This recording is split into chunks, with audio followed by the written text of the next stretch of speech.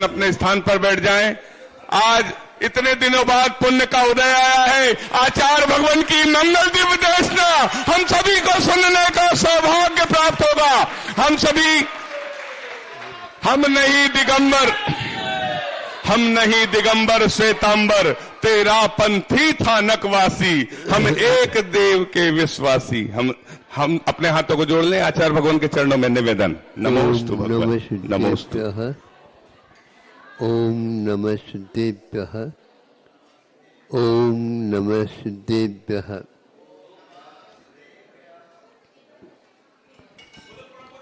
अभी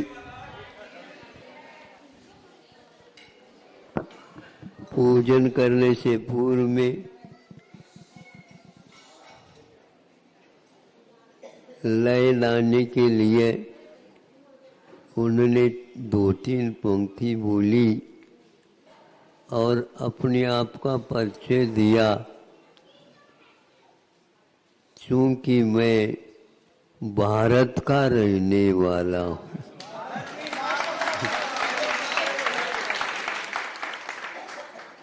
भैया आप यदि परिचय दे रहे हो, उससे पहले हम भी भारत के ही हैं। क्योंकि भारत कैसा बना ये आप लोगों को ज्ञात नहीं।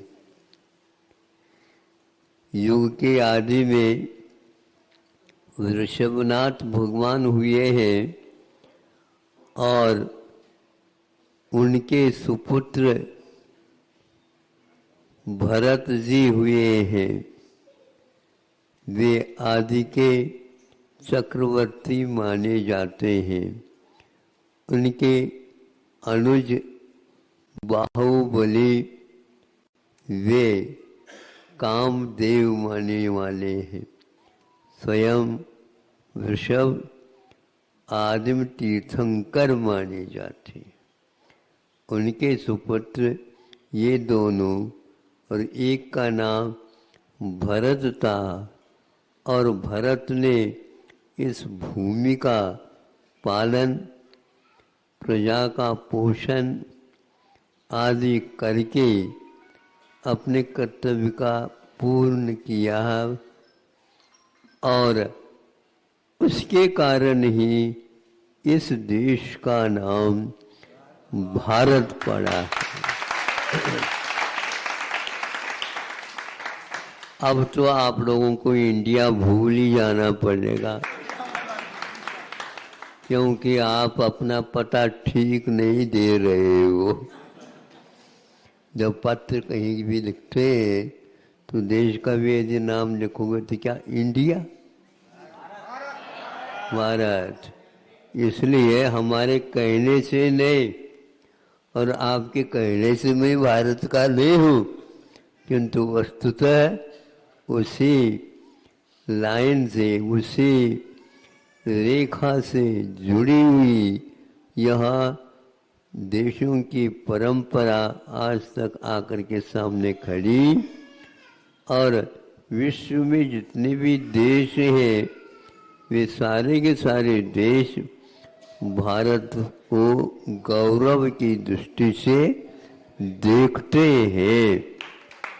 वर्तमान में भी भारत का मूल्य, भारत का गौरव अपने आप में संस्कृति की अपेक्षा से, कर्तव्य की अपेक्षा से यह आगे का मतलब गौरव के विषय को सम्मानित करने वाला यह देश।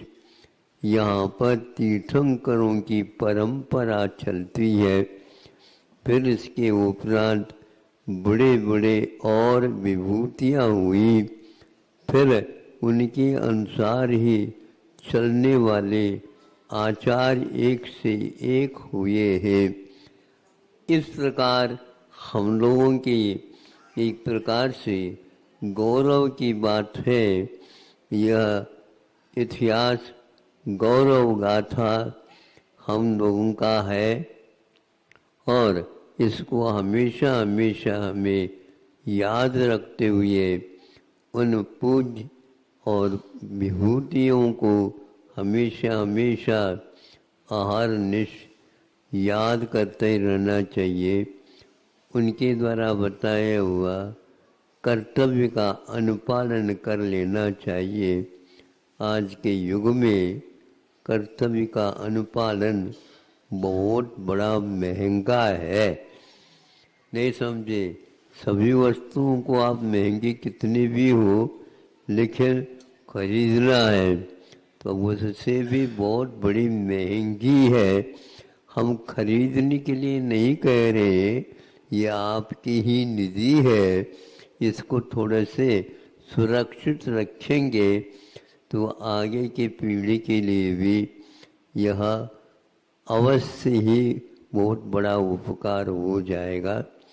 आज बिहार के काल में यहाँ पर आप लोग ले आए, जो एक प्रकार से ऐतिहासिक स्थान माना जाता है। भगवान ने भी कि संगीत को ही स्वीकारा था, क्योंकि संगीत में वाद विवाद नहीं है, क्योंकि उसमें कोई भी भाषा नहीं है।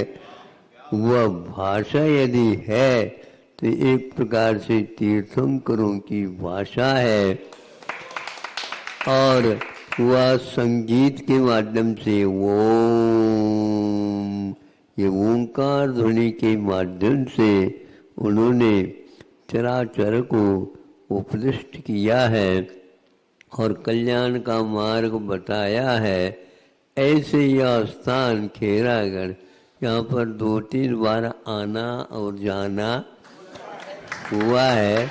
उसी प्रकार यहाँ पर आज आए हैं तो यहाँ एक प्रकार से इस संगीत को ही महत्व दे करके सुनते हैं। एशिया का यह प्रसिद्ध विश्वविद्यालय संगीत के लिए प्रसिद्ध है और इसकी कथा और इतिहास आदि आप लोगों को ज्ञात है ही।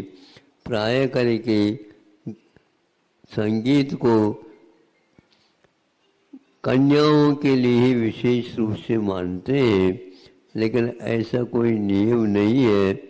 ये भक्ति का एक साधन है भक्त का, और इसके माध्यम से भगवान में वह लीन हो सकता है और एक प्रकार से उसके विशेषताओं में अवगाहन कर सकता है और अपने आप को धन्य मान सकता है।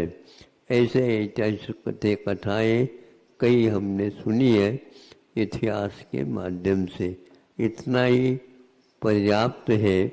आप लोग उन इतिहास को पढ़ने से इस भक्ति के काल में संगीत को भी किस प्रकार उपयोग में लाया जाता था, एक साधन है। आज धीरे धीरे संगीत का स्वरूप विकृत हो गया है, लेकिन यह अपने आप में भक्त का एक साधन है भगवान से जुड़ने का। अहिंसा परमो धर्म की।